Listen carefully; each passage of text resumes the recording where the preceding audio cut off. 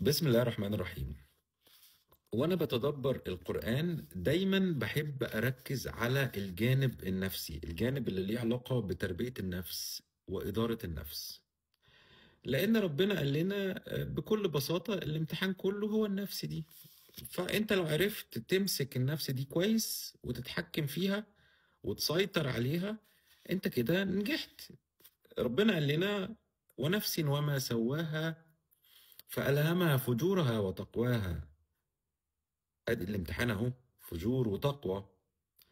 الفجور الشر والتقوى الخير، الفجور المرض والتقوى الدواء.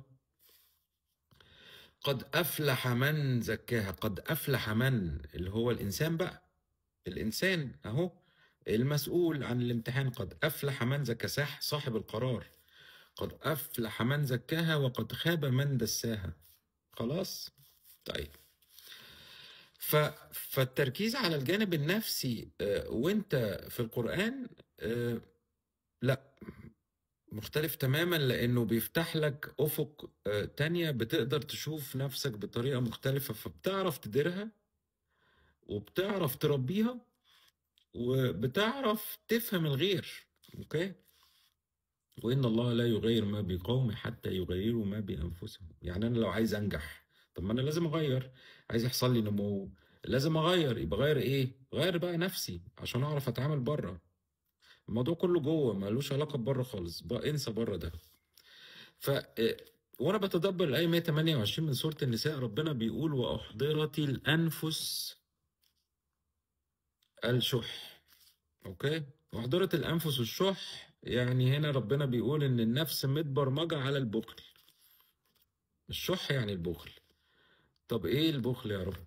ايه ده؟ جزء من برنامج الفجور اللي جوه. طيب، ايه بقى صور البخل في النفس؟ حاجات كتير. عندك مثلا البخل في المشاعر، ما بيعرفش يقول كلمة حلوة، ما بيعرفش يطلع أحاسيس حلوة. بخيل، بخيل ناشف كده، ما بيتعاملش بلين وحب مع الناس. شعوره جامد. اوكي. ما عندوش مرونة، قطر. فده نوع من انواع البخل في النفس. عندك البخل في المال، بيقعد يكنس في الفلوس، ما يصرفهاش حتى لو على الضروريات اللي هو محتاجها. ما يصرفش، لا مش هصرف. ويقعد يكنز يكنز يكنز في الفلوس دي، اوكي، ويحوش فيها لغاية لما يموت وحد تاني يجي ياخدها.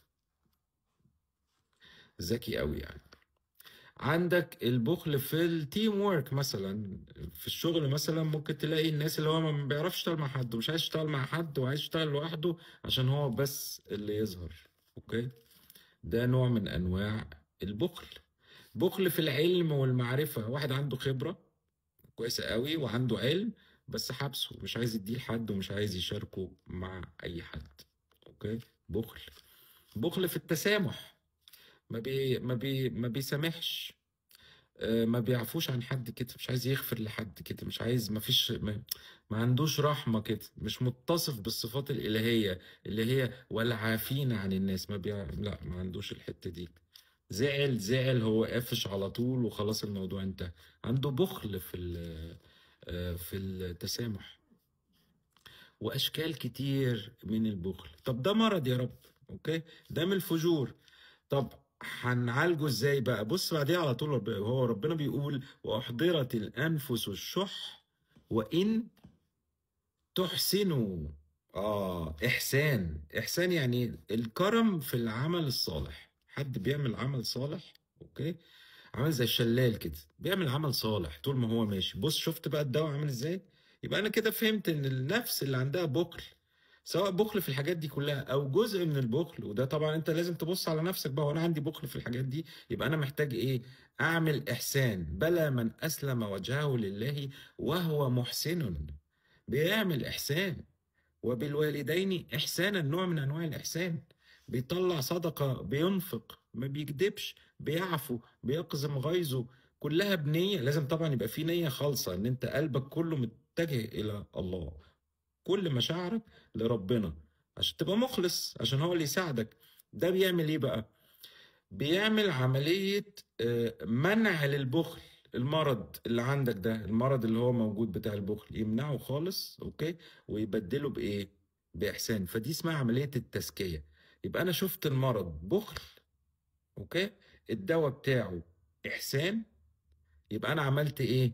عملت تزكية للنفس، علتها، اوكي، ارتقيت بيها. قد افلح من زكاها.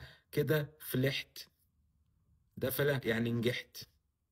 كده الف مبروك عليك الجنة. والسلام عليكم ورحمة الله وبركاته.